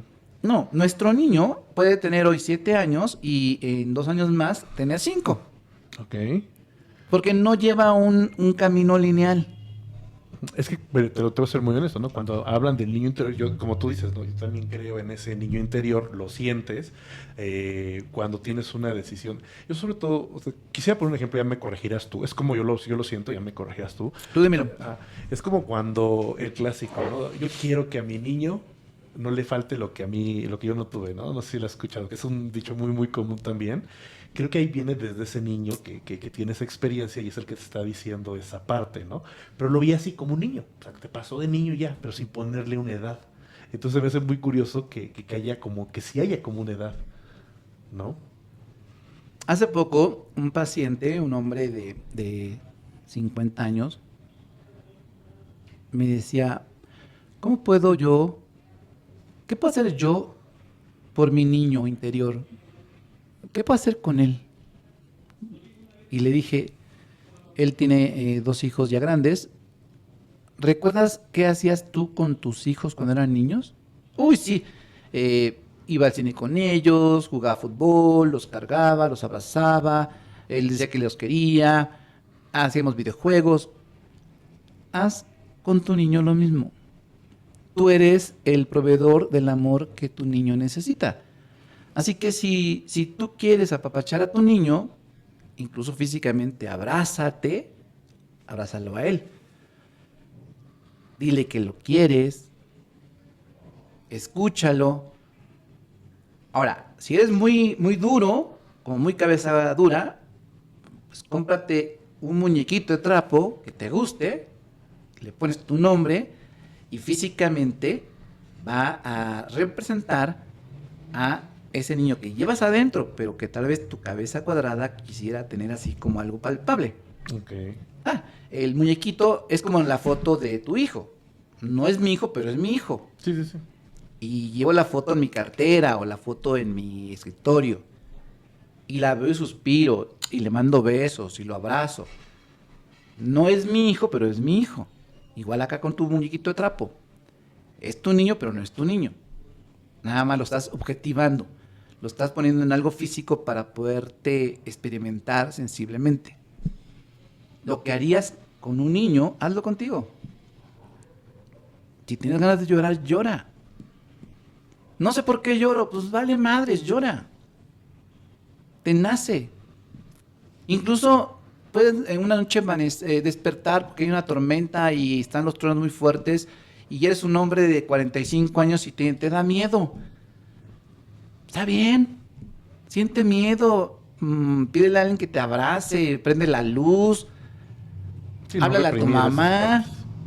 Mamá, abrázame, tengo miedo. Va en caliente, o sea, ese niño tiene necesidades porque está vivo. No es una figura imaginaria, es una experiencia sensible, real, viva, como parte de tu ser. Eres tú, Ujú. eres tú. Ok. Y también convive contigo todos los demás etapas de tu ser también están. Sigue mi adolescente ahí. En esa época, mi adolescente encontró en Adolfo Hitler una figura poderosa y así como rockstar, yo lo tenía en pósters en mi recámara, tenía libros de él, tenía hasta Wow. me compré un casco Ujú. de soldado alemán y tenía símbolos de la Luftwaffe, ¿no? Y yo estaba fascinado con eso. A los 15 años, cuando salgo de la secundaria, cambió mi figura masculina paterna, poderosa, la cambié. Adolfo Hitler pasó a la historia y llegó alguien mucho más poderoso que Adolfo Hitler. Jesucristo. Tómala. Y ahí empezó otro camino muy, muy poderoso, muy sanador y muy amoroso, que fue el camino religioso. ¿Y cómo llega, así como nos contaste cómo llegó Hitler a través de este libro, cómo llega Jesucristo? La abuelita. Esas abuelitas son cañonas. La abuelita, mamá Vira, si le decimos mamá Vira. Mi abuelita, que vivía con nosotros, ya te había contado que estaba ahí, digamos que una temporada que se convirtió en 10 años. Bueno, cuando salgo de la secundaria, entro en la prepa, nos cambiamos de casa, mi abuelita con nosotros. Ella, una mujer muy religiosa, y rezaba todo el día. Y los domingos le encantaba ir a misa. Entonces, a quien le pedían acompañarla era a mí. A mí me daba una hueva ir a misa, pero realmente era como de, ah. Pero mi abuelita, bien lista, sacaba un billetito y me lo daba, ya me ponía contento. Ujú. Entonces yo acompañaba a mi abuelita a cambio de un billetito de domingo. Íbamos a la misa de 6 de la tarde. Y ahí en la misa, yo me aburría, no había celulares, me aburría. Cantaba un coro de jovencitos y había una chica que me encantó. Se llamaba Mónica. Mónica Gómez Sánchez. Ese es su nombre completo. Cuando la vi, dije, wow, qué niña tan más guapa. Aquí, entre nos, la verdad, tenía unos pechos muy grandes y a mí me encantó. Por eso. Pero en general, me gustaba mucho ella. Y entonces le dije a mi abuelita, mamá, mira, ¿qué crees? Ya que venimos a misa, voy a meterme al coro. Yo me metí al coro de la iglesia para conocer a esta niña. Que ella tenía, yo tenía, bueno, no, yo tenía 16, ella tenía 15. Y así entré al mundo de la iglesia. Detrás de una jovencita de 15 años que me gustó cuando acompañaba a mi abuelita a misa. Nos íbamos antes para yo entrar al ensayo. Al final ni anduvo conmigo, ni me peló, pero aprendí a tocar guitarra, Ujú. porque aparte el líder del coro, el guitarrista principal, era su novio. No, pues yo creí que si aprendía a tocar guitarra le iba a gustar yo. No, no hagan eso. No le gusté, pero sí aprendí a tocar guitarra. Después me volví el líder de ese grupo y yo venía pero con todo y empecé a entrar en contacto con el mundo de lo religioso, con los grupos pastorales de la parroquia y yo quería saber más y más y más y más y más. Y hubo la oportunidad de tomar un curso de verano en el Seminario Conciliar de México, que es donde se forman los sacerdotes de la Ciudad de México, allí en Tlalpan. Fue el verano, me encantó, era para catequistas. Invitaron a una formación teológica para laicos. Yo estaba como esponja, y entonces resulta que unos amigos míos más grandes que yo, que ya trabajaban, me dijeron, si tú quieres entrar a estudiar filosofía y teología, nosotros te becamos, te apoyamos. Yo no tenía dinero, no trabajaba. Y entré en la prepa en la mañana y en la tarde me iba al Seminario Conciliar a estudiar filosofía y teología. Y yo tenía 15 años, 16, y mis compañeritas eran monjas, novicias y seminaristas, y uno que otro laico por ahí. En ese tiempo se llamaba el Centro de Estudios Religiosos del Seminario Conciliar de México, y ahí me empapé de lo que, yo aprendí eclesiología, cristología, angelología, historia de la iglesia, Biblia, Antiguo Testamento, evangelios sinópticos, te ponen una larga lista, mariología, de materias que yo aprendí ahí, porque yo decía, si voy a ser católico, que no solamente sea por costumbre y herencia, sino por convicción. Y me comprometí durísimo, y en mi lógica mezclé política y religión.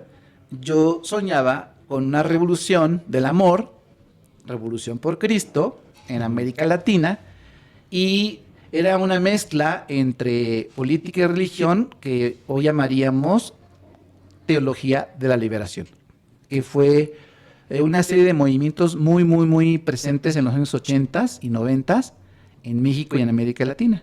Entonces era así como de, si Cristo no está muerto, ¿Cristo dónde está? Cristo está en el pueblo exigiendo libertad. Cristo y yo, mayoría aplastante, ¿no? Estaba en esa lógica.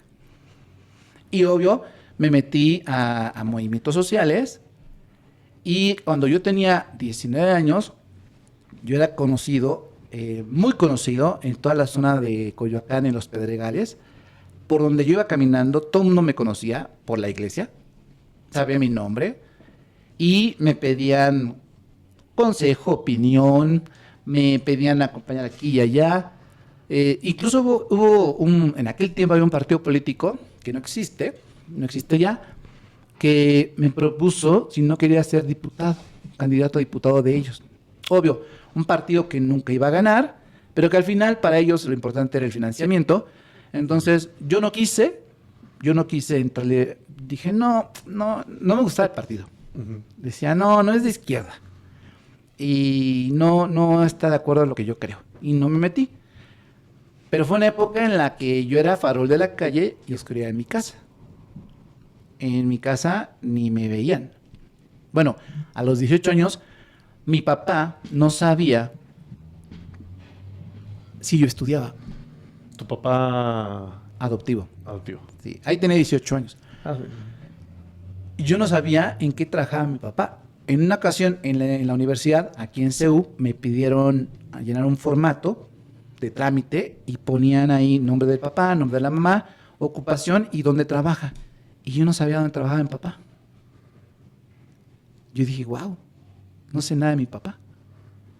Y él me decía, ¿estudias? ¿Qué haces? ¿Dónde estás? ¿Vas a la escuela? Yo sí.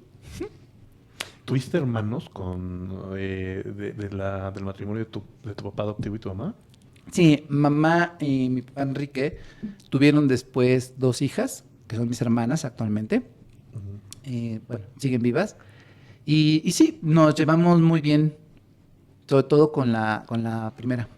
¿Y tu hermano qué pasó con él? El tema de los hermanos es también para otro programa, otro podcast, porque yo antes lo juzgaba mucho, en una lógica muy soberbia de que yo sí estoy bien, yo he trabajado conmigo, yo ya crecí, me reencontré con mi papá, me reconcilié con él, bla, bla, bla.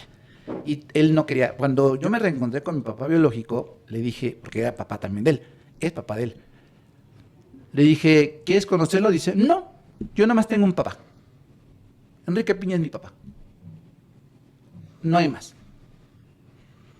Y me acuerdo que en uno de sus cumpleaños le llevé un sobre grande y le dije, mira, aquí hay la información y fotos de ese hombre que no quieres conocer. Te lo dejo, si lo quieres tirar, lo quieres ver, tú eliges qué hacer. No sé qué hizo, no sé si lo vio o no lo vio. Entiendo que hoy él tiene su propio destino, su propia historia, su manera de procesar lo que han sido sus experiencias y que en su modo es lo mejor que le ha venido a hacer. Así que yo hoy no juzgo el camino que él eligió uno diferente al mío. Tampoco creo que el mío sea el mejor para él. Cada uno va construyendo su manera de procesar sus historias, sus dolores, sus placeres. Y también entiendo cuando él dice que no tiene más que un papá, porque yo a Enrique Piña Zamora cada vez lo valoro más, porque también fui descubriendo su modo de amar, a su estilo cavernícola, a su modo de amar con grito. Nunca nos pegó, pero era fuerte, era enérgico. Sí, es esta parte que se tenía antes, esa cultura que había antes. Siéntense a comer, ayúdale a tu madre, lava los trastes, ya párate. Hubo pocos momentos en los que, digamos, viví escenas Disney con él. Pero te puedo decir que la experiencia de vida de todos los días con él fue un pilar para que pueda yo decir que me construí como un ser humano, como un hombre. Sin esa figura de mi papá adoptivo, yo habría acabado muy mal. O sea, de cajón, seguro metido en alcohol. Mínimo. Fíjate qué fuerte, ¿eh? En alcohol, drogas seguro y también violencia y agresión. O sea, él, sabiéndolo o no, quién sabe, pero su ejemplo, su testimonio me dio una figura paterna masculina fuerte, de la cual agarrarme y decir, de aquí tomo esto, de aquí tomo lo otro, y construirme. En verdad, yo le agradezco mucho más que nada más el tema de los recursos, de la comida o la adopción. Claro. Él se entregó a su modo. Y fíjate cómo todo es sistémico. Después descubrí que él, el alma de mi papá, el alma de niño de mi papá adoptivo, había encontrado a sus padres en mi hermano y en mí. Al adoptarnos a nosotros, su niño estaba buscando a su papá y a su mamá para sentirlos cerca. Tanto que, fíjate, su mamá y su papá nacieron en el mismo mes que mi hermano y yo, junio. Oh, wow. Y de hecho, el mismo día en que nació su papá, nació mi hermano.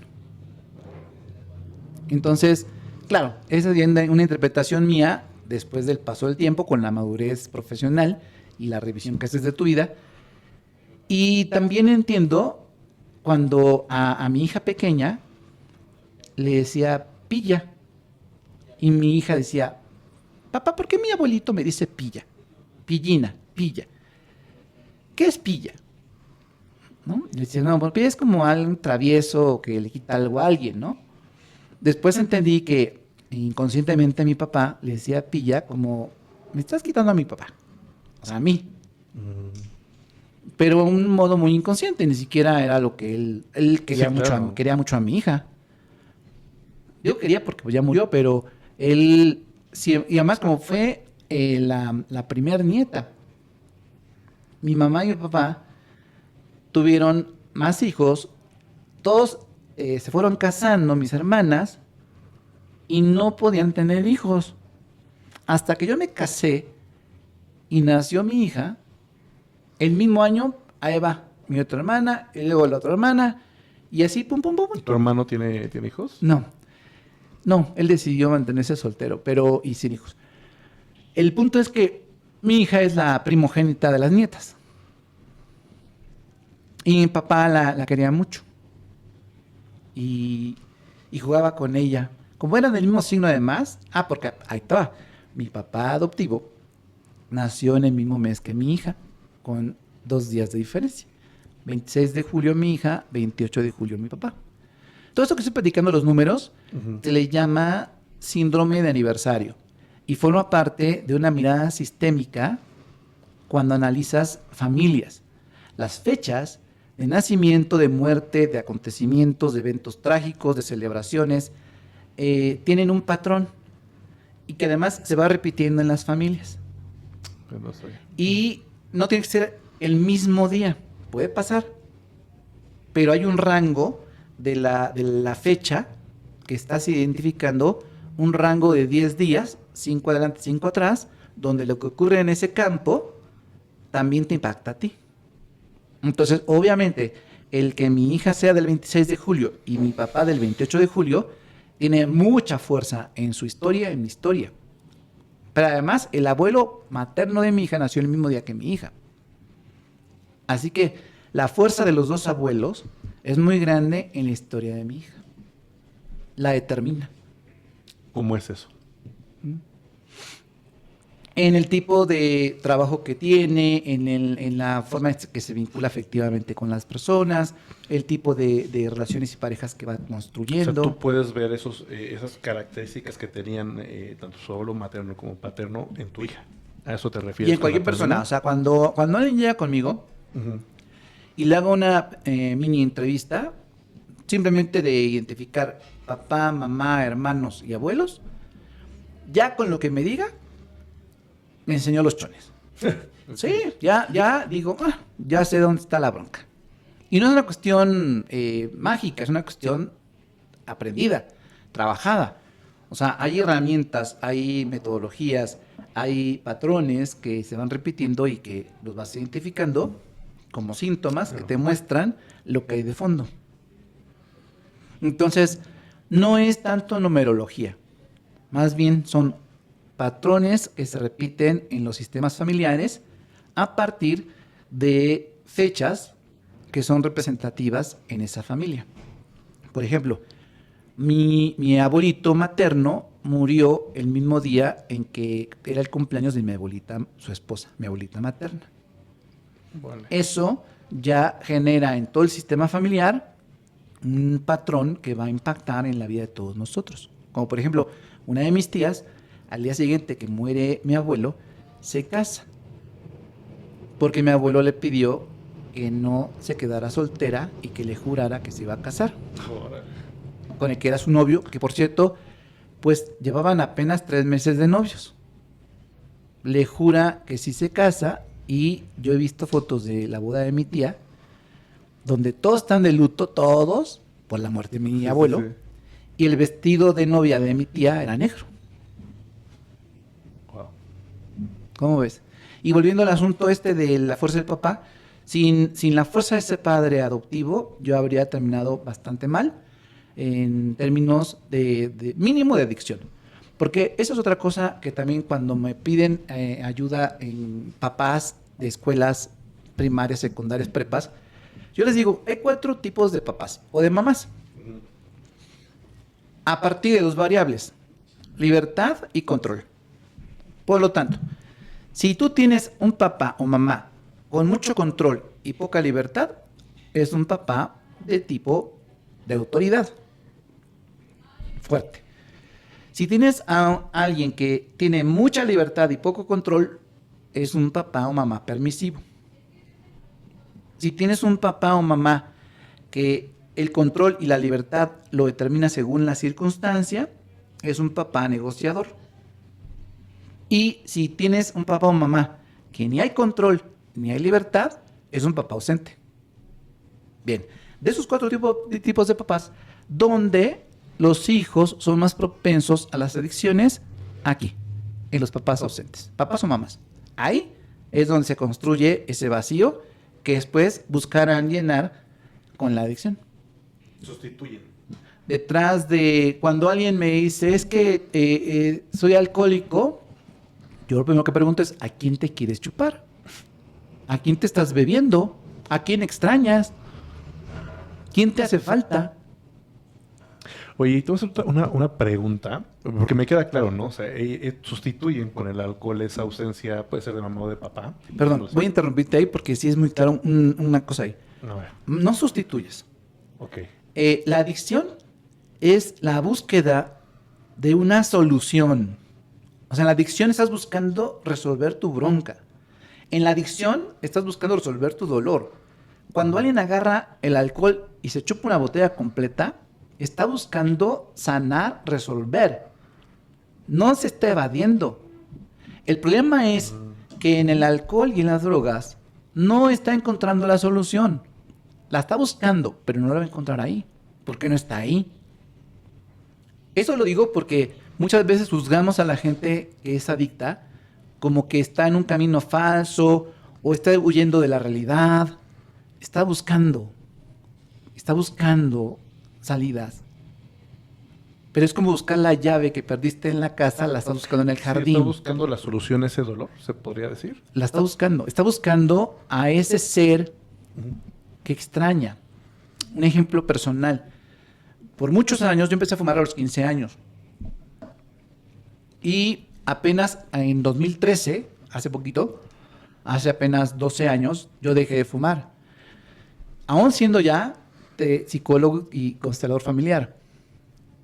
Yo sabía que estaba en el cigarro buscando a alguien de la familia de mi papá. Después descubrí y lo vi que era mi abuelo. Ese abuelo que no había tenido cerca. Mi abuelo paterno. José Jesús se llama. Y entonces, cuando me cayó el 20 que estaba buscando a mi abuelo, empecé a decirle al cigarro, ¿sabes qué? ¿Qué crees? Ya encontré a mi abuelo. Ya tengo a mi abuelo. Ya no te necesito. Y un domingo 8 de diciembre de 2013, saqué mi caja de Marlboro. Tenía como 12 cigarrillos. Les agradecí. Me senté a recordar todo lo que he vivido con él. Dije al cigarro, gracias porque tú me estuviste conmigo en momentos alegres, tristes, en la fiesta, en el velorio, en el canto, en el dolor, en la alegría, en el sexo, en el placer, en la enfermedad, en el hospital, solo, acompañado. El cigarro fue mi gran compañero en grandes momentos de mi vida, siempre estuvo ahí. Y entonces dije, gracias por acompañarme en esta búsqueda de mi abuelo. Ya lo encontré, ya lo tengo y lo siento en mí. Ya no te necesito, que Dios te bendiga. Rompí los cigarrillos y los tiré en el bote con mucho cariño. Porque al final, aun cuando lo tires a la basura, lo puedes hacer con amor, o sea, con gratitud. Y yo recuerdo mi etapa de fumador con mucho placer y con mucha ternura y con mucho respeto. O sea, no me peleo con el cigarro. Y si alguien fuma frente a mí, no me pongo... A partir de ya no fumaste. No he tomado un solo cigarro nunca. A partir de...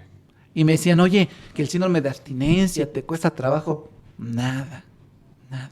Y de hecho la pregunta que te iba a hacer era ¿qué pasa cuando alguien deja una adicción? Así, por ejemplo, hoy determino dejar el alcohol, como tú, o sea, así que de un día para otro lo dejaste, no hubo abstinencia, no hubo nada, pero no tienen como esa conciencia que tú tuviste, donde tú dices, yo identifiqué a mi abuelo. Entonces ahí la pregunta es, ¿qué encontraron ellos que fue así de determinante como tú, pero que ellos no lo hicieron consciente? Lo dijiste muy bien, no lo hicieron consciente, pero seguro encontraron algo con la suficiente fuerza mayor a la fuerza de la adicción. Hace poco me decía un paciente, un hombre de 62 años, que quería dejar de beber, quería dejar el alcohol. Y me decía, no, es que voy a hacerlo así, a partir de mañana voy a dejar de tomar en todos lados. Y yo le dije, no tienes la fuerza para dejarlo de un jalón. No tienes la fuerza.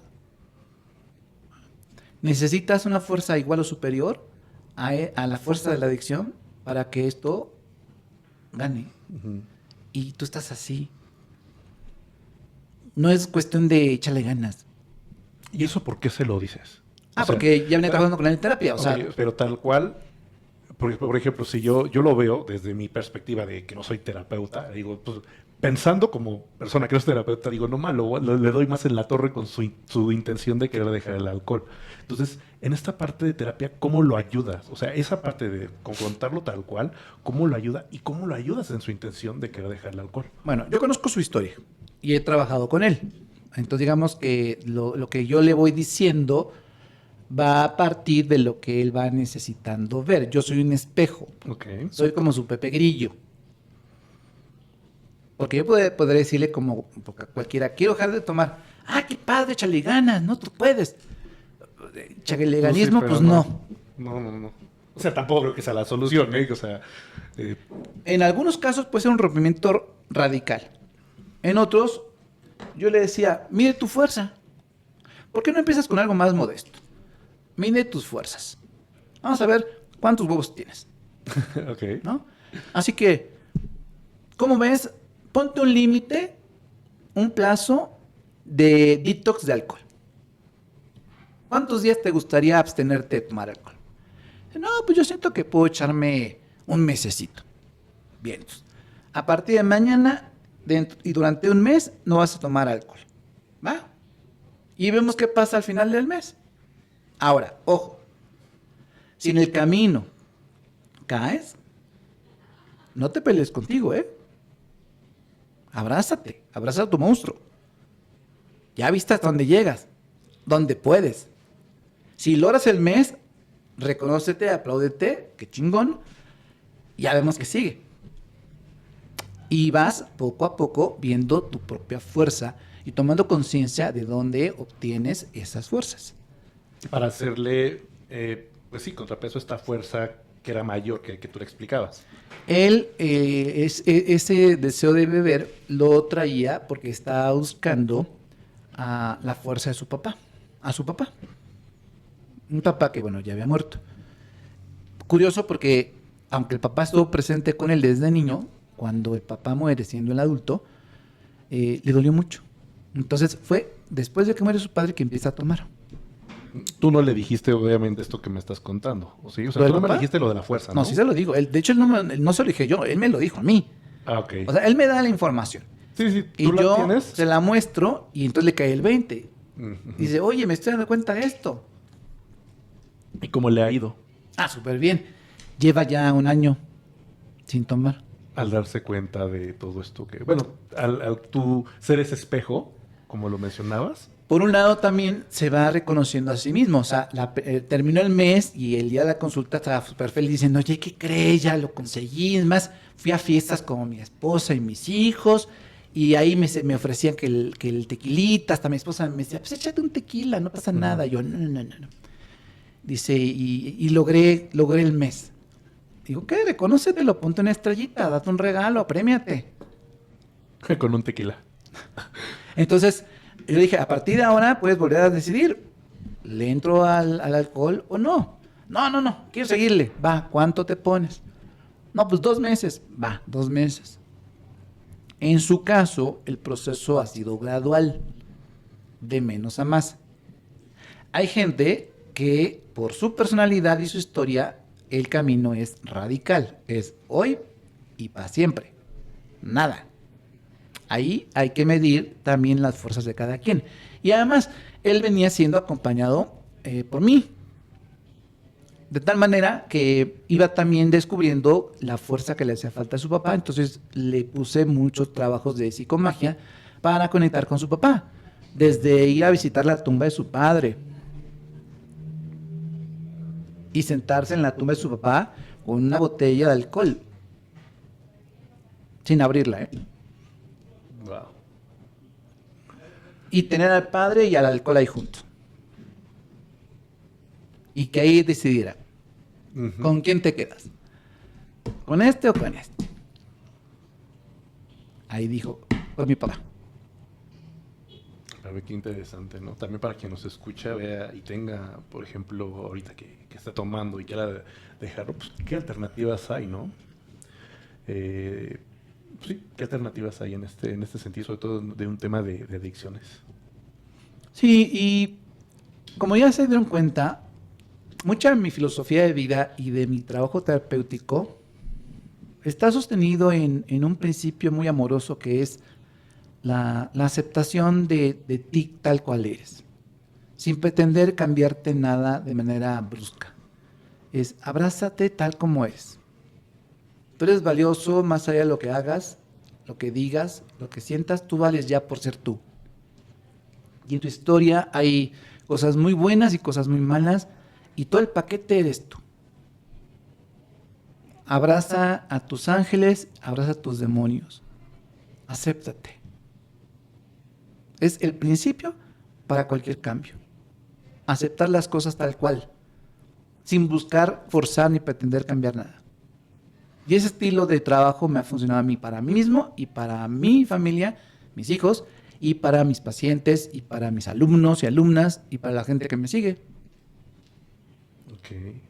Sí, que de hecho, algo que quiero mencionar antes de cerrar es, cuando te pregunté de tu hermano, es justo la respuesta que nos dio la que quería como ejemplificar, donde no necesariamente tienes que, o sea, un mismo evento, un mismo padre ausente puede causar diferentes, no sé si llamarlo heridas o diferente impacto pues en este caso en dos niños, ¿no? Tú decidiste tomar un camino diferente al de tu hermano y como bien lo dices, no quiere decir que uno sea mejor que el otro, pero sí quería tocar esa parte del impacto que puede causar algún tema de paternidad, ¿no? Incluso el aceptar, respetar y honrar el destino de alguien, no hablo de mi hermano, sino cualquier persona que no quiera cambiar, aun cuando esté sufriendo. Honrar la elección de alguien por el sufrimiento. Si alguien quiere vivir en la depresión, honrar su depresión. No sabes qué esté pasando dentro de esa persona. Es correcto. No puedes juzgarla. Tú no estás ahí. Y yo creo que si vivieras todo el contexto desde los ojos de él, probablemente tomaríamos la misma decisión, ¿no? Incluso en temas más fuertes como el de un suicidio.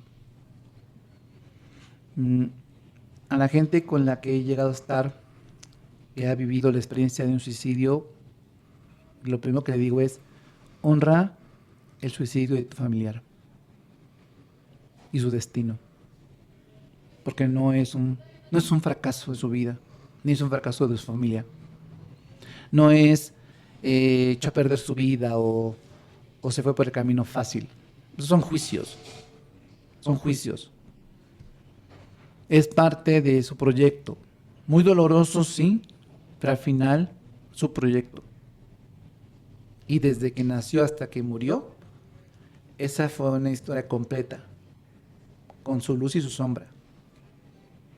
Y el suicidio no lo vuelve alguien que hizo algo malo o que arruinó su vida. Es su proyecto de vida y hay que honrar ese proyecto, aunque no lo entiendas y te duela un chingo. Wow. Oye, pues quiero agradecerte todo lo que nos has regalado hoy. O sea, hoy empezamos, yo creo que el tema central era el tema de constelaciones y creo que diste muchas pautas de lo que se vive, ¿no? Lo explicaste sin explicar, me explico, o sea, no lo pusimos como la pregunta clásica y común de, a ver, cuéntanos, ¿qué son constelaciones familiares, no? Yo creo que ya tendremos oportunidad como de profundizar, pero me agradó mucho que fuera a través de tu historia. ¿Por qué? Porque nos regalas muchas cosas. Y sobre todo es esa parte, hoy tú al ser, no sé si quisieras llamarlo como guía, como acompañante, como mentor, ahí tú nos dirás, pero como tú te quieras nombrar, creo que lo haces no desde la teoría, porque una cosa es como leerlo, lo haces desde que tú lo viviste y desde que a ti fue una herramienta para entenderte, para entender cómo te podías ayudar y pues lo has multiplicado, hoy lo has multiplicado, ¿no? Entonces, sí quería agradecerte que haya sido este podcast así, desde tu historia y no desde la teoría. Sí, y fíjate, la gente que se meta a mis redes, sobre todo las partes en las que tengo publicaciones, las que tienen más vistas o más impacto, son las que nacen de mis anécdotas reales diarias con mis hijos, con mi mamá, con mi papá, con mis hermanos, con mi papá adoptivo. Desde ahí, partir de la experiencia de vida y ahí empezar la reflexión y a partir de la reflexión, la transformación, eso es lo que mejor me ha funcionado para mí y para los otros. Y un gran respeto por la libertad de cada ser humano en lo que hace, aunque no lo comparte. Sí, en ese sentido, la libertad es uno de mis valores principales No por nada tengo la luna en Acuario. Eso me vuelve alguien que valora mucho la libertad. No, y que es parte de lo que es este podcast. O sea, aquí lo que nosotros hacemos es a través de tu experiencia ver que nos checa. Si no nos checa, pues aquí no pasa nada. Pero que esa parte de tu historia que te ayudó a ti, si nosotros estamos teniendo algo ahí, es una semilla que siempre en nosotros para germinarla en nosotros a través de tu historia, ver que sí se puede. Yo siempre lo he dicho, este podcast para mí, yo creo y por eso lo comparto, para mí es un aprendizaje. Hoy me viniste a enseñar un buen de cosas que ya voy diciendo, esto, y lo voy implementando en mi vida, ¿no? Entonces, si yo creo que a mí me ayuda, también alguien más se puede ver reflejado en tu historia para algo positivo. Entonces, eso es lo que hacemos aquí. Y pues te agradezco mucho. Quedaron algunas cosas pendientes que me gustaría, pero ya habíamos platicado de hacer otras cosas. Yo te platicaba de este como proyecto que tengo, donde hablamos de un tema específico, donde tú eres experto, y eso pues, sí nos vamos completamente en ese tema. Entonces también por eso no me apuró mucho que no lo tocáramos como más profundo el tema, pero sí agradezco que haya sido así, porque desde tu historia, y tú lo acabas de mencionar, hasta han sido los videos incluso más exitosos, ¿no? Y algo que quisieras compartir para cerrar con la audiencia, algo que quisieras que se llevaran de ti o de... Bueno, antes o sea, de ti, y luego explicarnos, o que te los pudieras invitar a algunos de tus cursos, algunas de tus conferencias, o de lo que estás haciendo y tienes disponible ahorita. O sea, como las dos últimas preguntas. El domingo que estaba con mis hijos, estábamos comiendo, me decía mi hija, papá, tuve un sueño donde el mensaje para ti era que tienes temas pendientes con mi abuelito, con tu papá, que los resuelvas. Yo la escuché y le dije, voy a ver cuáles son esos temas, hija. Y lo que quiero compartirles es que el trabajo con tu papá y tu mamá termina hasta que te mueras. O sea, siempre habrá temas, asuntos, enredos que resolver con tus papás. Siempre. Van cambiando, van evolucionando. Y entonces alguien me decía, bueno, si nunca vas a poder resolver por completo un tema con tu papá, pensando, por ejemplo, en constelaciones familiares, ¿para qué le seguimos? Dije, es que hay una gran diferencia. Pero tiene buen sentido la pregunta. Sí, lo que le dije, mira, hay algo muy importante. No es lo mismo vivir la experiencia de un papá ausente desde el dolor y el sufrimiento y la inconsciencia, a vivirlo desde la reconciliación, la paz y el amor, y luego a vivirlo como alguien que ayuda a otros a decirles, ¿qué crees? Eso que traes tú se puede resolver, porque yo lo resolví. Y entonces te vuelves maestro de los que vienen en el camino detrás de ti, donde tú estuviste también, al andarse ese camino. Caminamos y avanzamos, y si es en compañía, mejor. ¿Qué te quiero decir? Sí, siempre habrá temas, pero ya cambia. Es como, ¿cuánto tardas en terminar de construir y arreglar una casa? Pues siempre. Claro, al principio era poner cimientos, estructura, obra negra, ventanas, puertas. Después de 10, 15 años hay que cambiar que la chapa de acá, que la llave de allá, un baño nuevo, pintar las paredes. Siempre la casa, tu vida, va a necesitar remodelación, mantenimiento, quitar, poner, para que sea bonita, habitable y vivas a gusto. Igual, todos los temas que salen de papá y mamá van afinando construirte a ti mismo como una obra que ya eres, una obra de arte, una obra divina. Tú eres un ángel encarnado, nada más que estás descubriendo que lo eres y desde ahí compartir tu luz. Okay. No, y qué gran analogía hiciste, porque justamente a veces pensamos eso, ¿no? Que lo trabajamos y ya lo solucionamos y no es así. O sea, por eso digo que es una gran analogía, porque justamente es como la casa. La casa se podría ver, ya está terminada y ya no va a necesitar nada, ¿no? Ya se terminó, pero como tú lo dices, con el paso del tiempo, pues va a necesitar que una pintadita, que eso, ya no todo, ya no reconstruirse desde cero, podrá ser, pero tal vez ya nada más es un mantenimiento, ¿no? O a veces, imagínate que hubo un temblor y entonces se dañó la estructura, hay que meter maquinaria pesada para arreglar la estructura después del temblor. Pero digamos, es una gran analogía al final del día, en esta parte donde siempre va a seguir evolucionando y no es algo que tiene fin. Me explico, es algo que ya lo trabajé, ya lo sané y se queda ahí, ¿no? Pues, va a haber otras ocasiones en las que te lo va a recordar y tal vez tu proceso ya no va a ser tan doloroso, si tú lo quieres ver así como al principio lo fue. Ya tienes más herramientas, ya tienes más guías, ya tienes lo que tú dijiste. Yo soy un maestro que ya pasé por ahí, te estoy acompañando ahora yo a ti. Sí. ¿No? Y bueno, ¿cuáles son esos cursos que tienes hoy actualmente o que se viene actualmente que podías invitar a la audiencia?